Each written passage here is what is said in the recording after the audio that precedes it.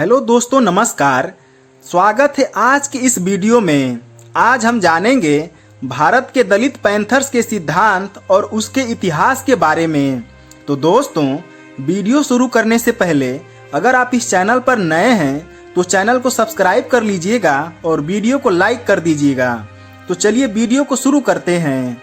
दलित panthers एक सामाजिक संगठन है जो जातिगत भेदभाव का मुकाबला करना चाहता है।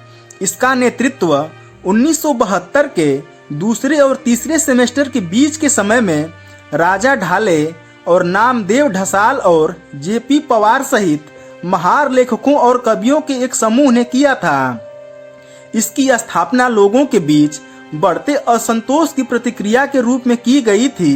25वें स्वतंत्रता दिवस समारोह के दौरान दलित युवा संयुक्त राज्य अमेरिका में ब्लैक पैंथर्स आंदोलन से प्रेरित होकर लेखक जेपी पवार और नामदेव ढसाल ने दलित पैंथर्स की स्थापना की और स्वतंत्रता दिवस के जश्न का बहिष्कार करने का आग्रह करते हुए इसे ब्लैक इंडिपेंडेंस डे करार दिया।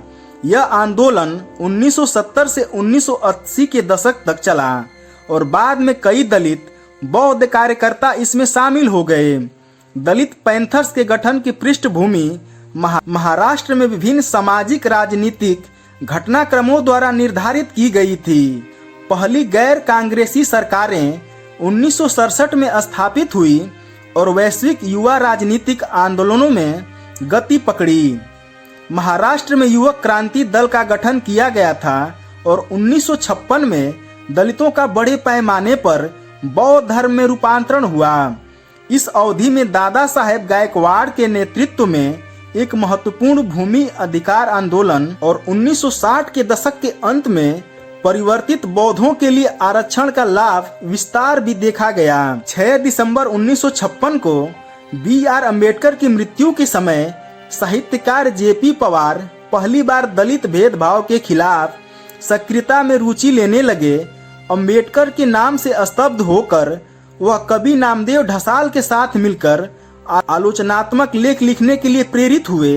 दलित प्रश्न पर पवार और ढसाल का ध्यान 1971 तक और बढ़ गया जब तत्कालीन प्रधानमंत्री इंदिरा गांधी की एक विशेष समिति ने दलितों के खिलाफ अत्याचार पर रिपोर्ट दी और 2 दलित महिलाओं को महाराष्ट्र के एक गांव में नग्न घूमने के लिए मजबूर किया गया।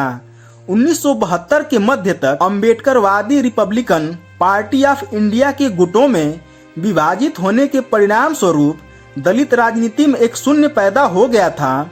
लिटिल मैगनीज आंदोलन और फलते फूलते दलित साहित्य से प्रेरित होकर पवार और ढसाल ने दलित पैंथर्स की शुरुआत की। आरपीआई की गुटबाजी भ्रष्ट और उम्रदराज राजनीति के रूप में मानी जाने वाली प्रतिक्रिया के रूप में सभी स्थापित पार्टियों ने नाता तोड़ने की उम्मीद में दलित पैंथर्स की उत्पत्ति महारों के अनुसूचित जाति समुदाय को अपने सामाजिक आधार के रूप में करने से हुई।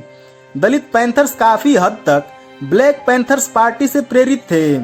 एक समाजवादी राजनीतिक दल था जिसने संयुक्त राज्य अमेरिका में नागरिक अधिकार आंदोलन के दौरान अफ्रीकी अमेरिकियों के खिलाफ नस्लीय और आर्थिक भेदभाव का मुकाबला करने की मांग की थी, जो 20वीं शताब्दी के मध्य में हुआ था। इस वजह से उन्होंने ब्लैक पैंथर की संगठनात्मक संरचना और रणनीतियों को अपनाया। साथ ही अफ्रीकी अमेरिकी साहित्य से भी प्रभावित हुए। दलित पैंथर्स की पहली सार्वजनिक बैठक के दौरान दलित के प्रति अनुचित कानूनों के बारे में ढाले एक विचार से प्रभावित होने के बाद पवार ने राजा ढाले को भाषण देने के लिए आमंत्रित किया। ढाले के भाषण की सराहना की गई और पवार ने उन्हें पैंथर्स में शामिल होने के लिए आमंत्रित किया, जिस पर वह तुरंत सहमत हो गए।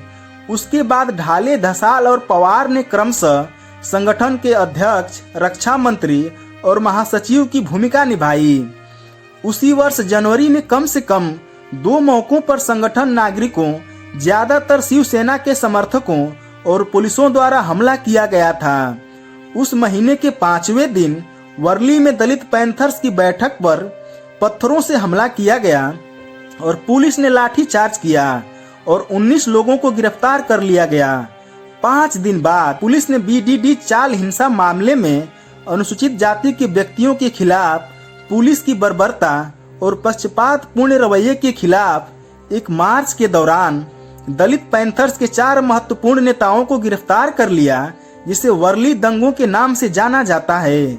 उस दौरान दलित पैंथर्स के सदस्य भागवत जादव की रैली में एक अपार्टमेंट से फेंके गए पत्थर से हत्या कर दी गई थी। तो दोस्तों, उम्मीद करता हूं कि आप लोगों को यह वीडियो पसंद आई होगी, तो कमेंट करके बताइएगा। वीडियो देखने के लिए आप लोगों का धन्यवाद।